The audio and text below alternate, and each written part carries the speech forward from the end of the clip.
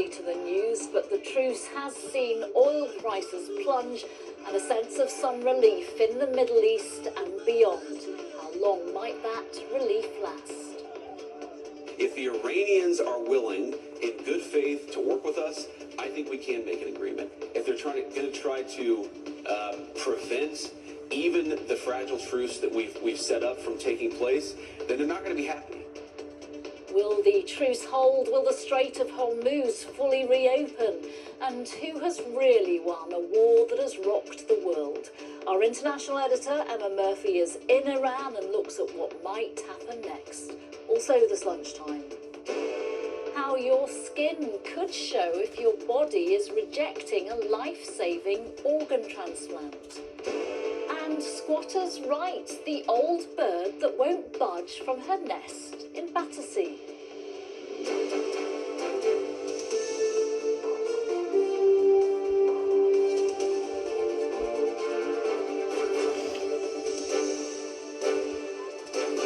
This is the ITV Lunchtime News with Nina Hossain. Good afternoon. US President Donald Trump claims it is a big day for world peace after announcing he was rowing back on threats to end civilization in Iran. In a post on his Truth Social site, Trump confirmed he will suspend strikes for 2 weeks as long as the Strait of Hormuz is reopened. The ceasefire came just before Trump's deadline. The Strait of Hormuz, the pivotal waterway through which a fifth of the world's oil is transported, has effectively remained closed for the last month as the war continued. Now Trump says Iran has proposed a workable 10-point peace plan that could help end the war. Israeli Prime Minister Benjamin Netanyahu said Israel have accepted the ceasefire proposal, but said it doesn't cover fighting against Hezbollah in Lebanon. Carrie Davis has more.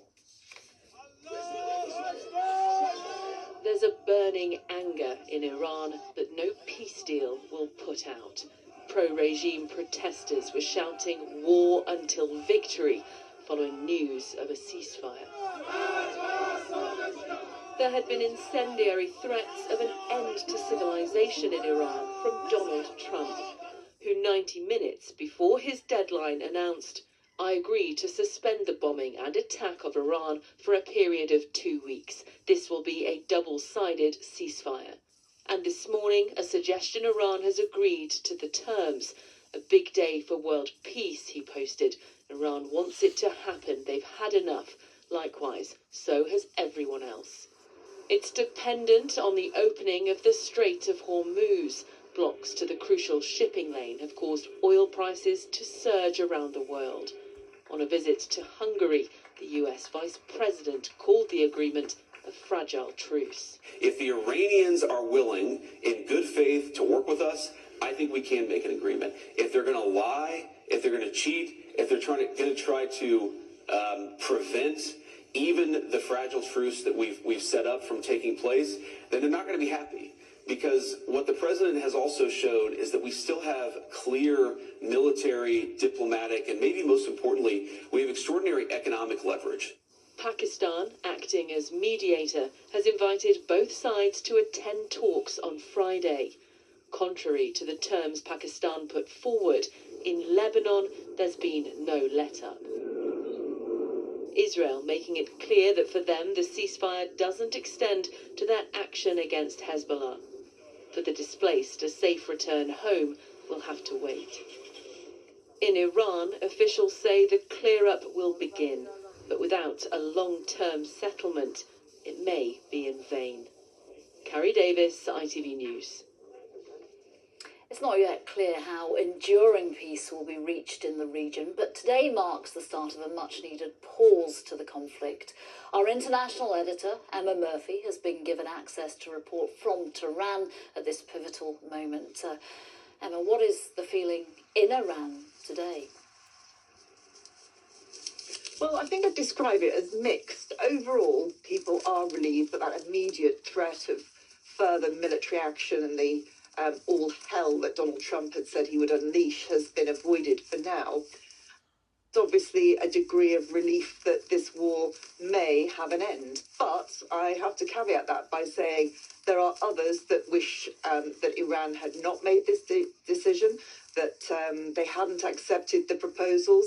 And those are people who are more on the hard line. And of course, there will also be disappointment for those who are hoping to see a different outcome and perhaps more change in this country. Now, when we think about what's gone on over the past 5 weeks, it's very clear that this was a war of choice that the US and Israel engaged in, and this has been a moment that they've had to decide whether they were going to continue with it. And let's think about what the war aims were. They promised that they would bring help to protesters. That help is not as obvious as it might have been. The thoughts about changing of the government, well, the government remains in place. There may have been some change in faces, but fundamentally they are still here.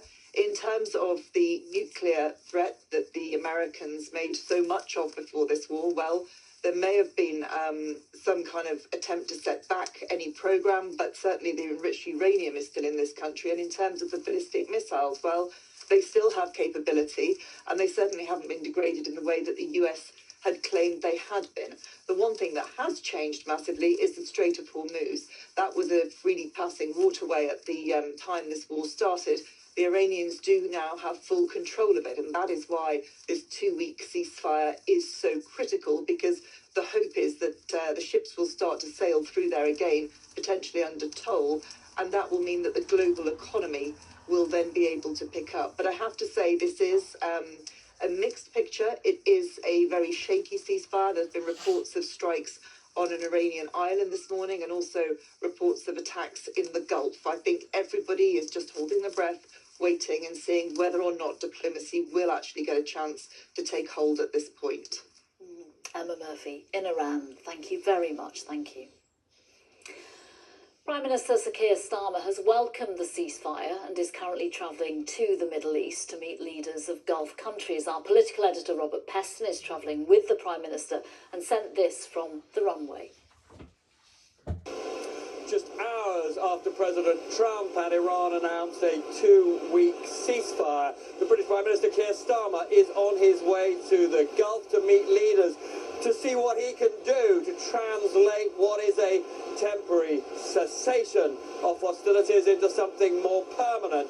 His big project in recent days with the Foreign Secretary Yvette Cooper is to put together 40 like-minded nations, all with an interest in trying to reopen the Strait of Hormuz to allow oil, gas and other cargo to flow through and to ease the tremendous shock on the global economy that cessation of very important traffic has caused. So a lot riding on this visit by the British Prime Minister to the Gulf. I'll be with him and reporting for the next couple of days.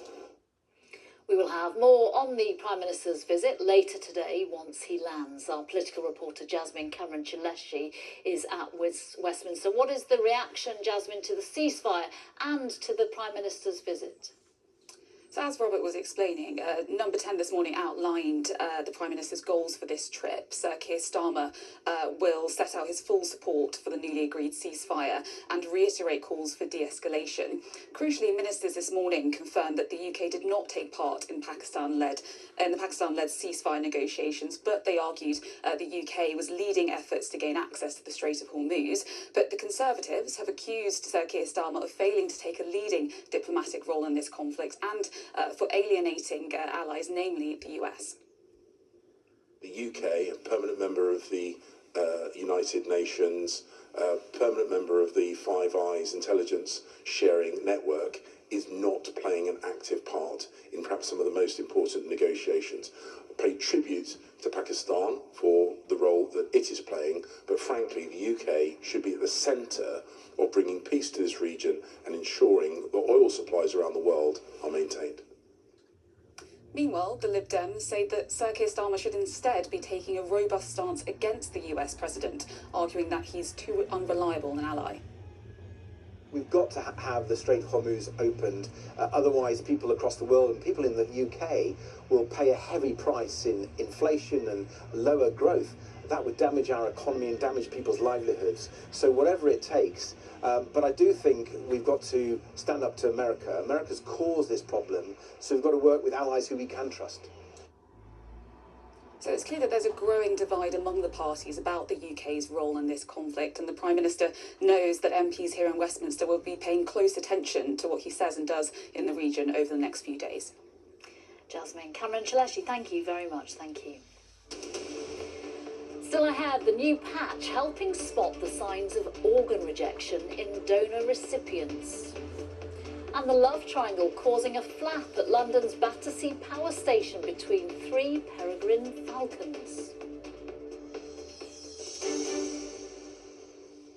Now, after a record-breaking day yesterday, today could be the hottest day of the year so far in the UK. It's already feeling warmer, especially in central and south east England, where temperatures could reach 26 degrees. This is well above the early April average of 12 to 15 degrees, according to the Met Office. Our reporter Lucille Brobby is in Windsor Great Park for us. Lucille, it's looking pretty stunning where you are this lunchtime. Honestly, it's absolutely beautiful. It feels more like early summer as opposed to spring here, and that's because temperatures across the UK are set to reach temperatures of up to 26 degrees. It's well above average for this time of year, and here in the gardens it is much hotter. So tell me a little bit more, John Anderson. It feels incredibly warm for April, but how unusual is this? And what's it doing to the gardens? Well, first of all, welcome to the Saddle Garden. This is the most glorious sunshine, and we should all be enjoying and rejoicing on this day. Yes, it's high temperatures for the time of year. It will bring some things early into flower. It'll bring the leaves on trees a bit quicker than normal, but also it'll bring the colour out, which we're seeing in the gardens at the moment. And many of our visitors are enjoying the sunshine, blue skies, lots of birds singing. So it's one of those magical days. And as we're looking around, there's already so much colour, as you say. It really does feel like things have come to life quite quickly. What's really thriving and what's coming to bloom? It's very interesting. It's not just today that's causing it, it's been the winter. So when it got to the late winter, we had a very early spring. We had lots of magnolias and camellias already beginning to flower ahead of time and lasting much longer in flower. Now at the moment we have cherry trees, we have wisterias coming into flower. But you'll notice that while the flowers may not last as long because of the high temperatures, the leaves will quickly form on the trees. We've got azaleas, we've got bluebells coming into flower. It's just magical. And for people watching at home who are looking to get some green fingers and looking to plant some things around this time, what's the best thing to plant right now? Well, all those sort of shrubby things, before the ground gets too dry, perhaps if it stays warm like this. So great time to go to the local garden centres, take the advice. Really good time to still plant all those sort of potted things. So the shrubby things, whether it's a camellia, rhododendron, magnolia, lots of things to choose from. The only caution is on the annuals. If the annuals are coming on too early, we still can get a little bit of frost. But top advice this morning would be to let's mulch the plants once you get in. Give them a good mulching, keep that moisture in the soil while it's there, and save on the watering later on. And of course, the British weather is always keeping us on our toes. Tell me, what things should people be avoiding in terms of planting right now? Because obviously the temperatures are going to get cooler later on this week, aren't they? So anything that's very young annuals, some even the vegetables, be careful because we still can get some late frost. In fact, this morning there was a very light frost. They may need some hardening off, whether it's in a frame or on a windowsill, or if you're pulling them out, put some fleece on it. Give them a little bit of protection until we get later on in the month when the weather's more settled. John, thank you so much. So plenty of sunshine to look forward to, but it's not going to last very long, so better make the most of it. Lucille, thank you very much. Our weather presenter, Amanda Hossain, is at Victoria Gardens in London. Amanda, what more can you tell us about how long this weather might last? But of course, as you've been seeing, it's absolutely beautiful right across many parts of the UK. Already here is 23 degrees, and bearing in mind the average for this time of year is about 12 to 14 degrees, so exceptionally warm. Yesterday, it was the warmest day of the year so far across all 4 nations. The warmest spot was Mona in Wales. We had 24.8 degrees. And as you say, it's going to get even warmer in places today. But what's the reason?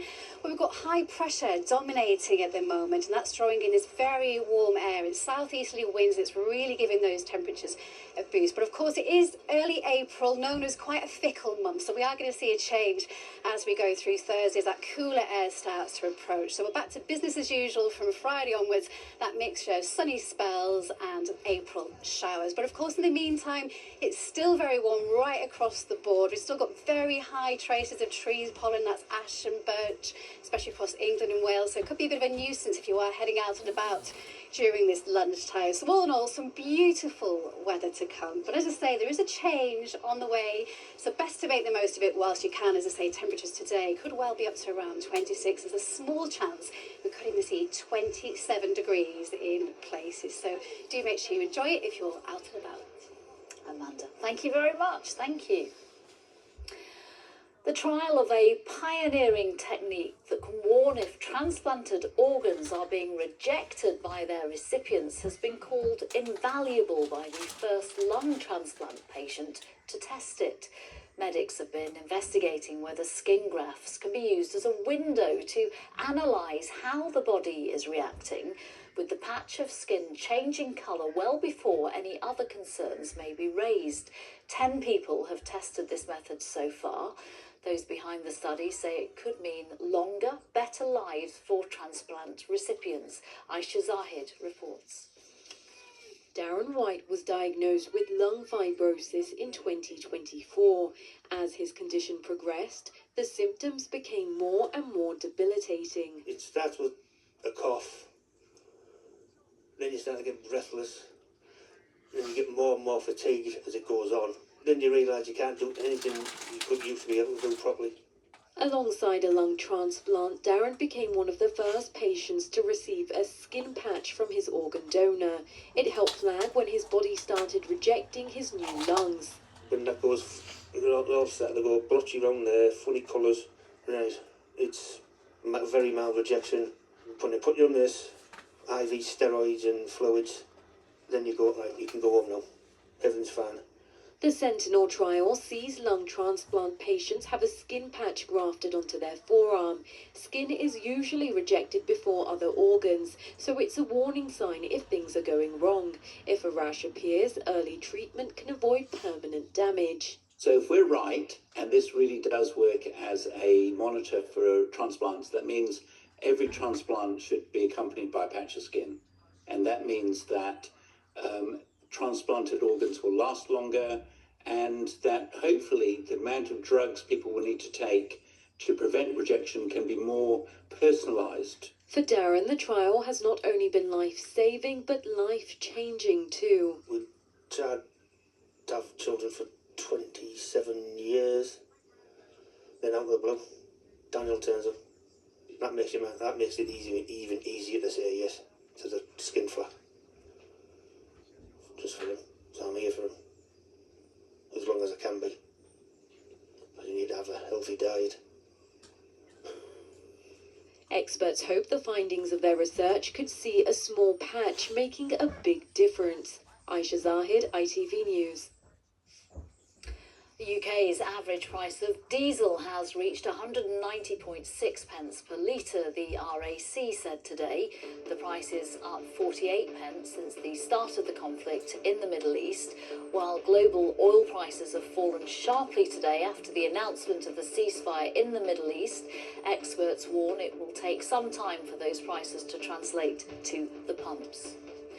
And the cost of a new passport goes up from today. A standard adult online application now sits at £102, up from £94.50, while a child's passport is £5 more expensive, £66.50 today, up from £61.50. The government says it doesn't profit from passport applications and that the new fees will help reduce the system's reliance on general taxes for funding. And finally, this lunchtime, an unexpected avian drama is unfolding atop the Battersea Power Station. A 16-year-old peregrine falcon has lived in the building for more than a decade. She's now too old to breed, but isn't keen to give up her nest. In recent weeks, the power station's resident ornithologist has seen a battle for Battersea, with the resident female being wooed by younger suitors and also attacked by a female rival for her prime real estate. Will Tullis went to find out more.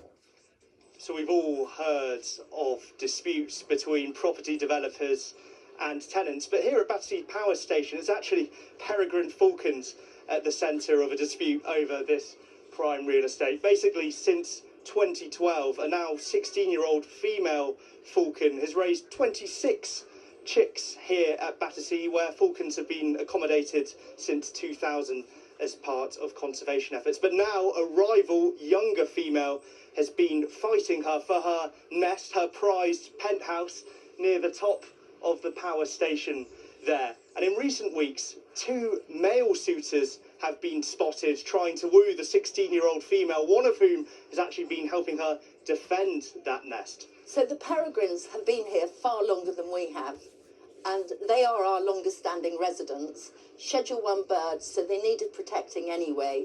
They are wild animals. We can't do anything about it, but they are very bonded to the power station.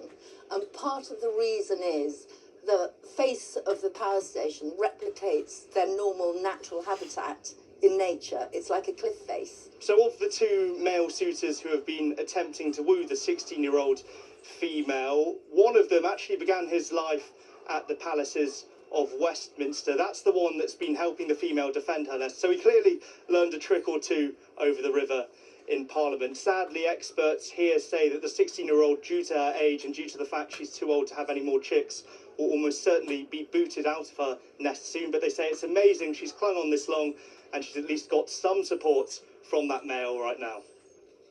That's all from us for now. Bye-bye.